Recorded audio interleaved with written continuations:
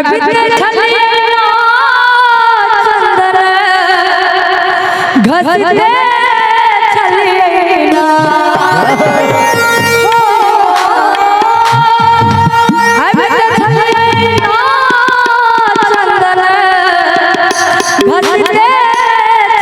अब एक जते महिला वर्गा के छी एक बार हमरा साथ गीत गाबि दियौ साथ बिल्कुल बाबा यो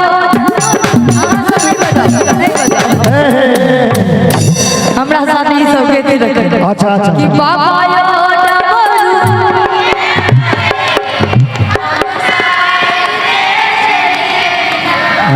एमहर चाची से हो गाबि रहल है उमरो से के दिन कनी अहाँ सब एक बार जोर से गाबि दियौ कि बाबा यो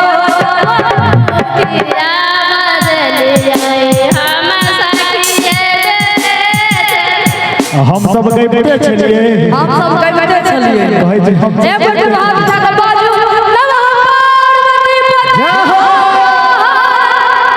महादेव अब कनी ताली बजावा सब गोटे झूमे बाबा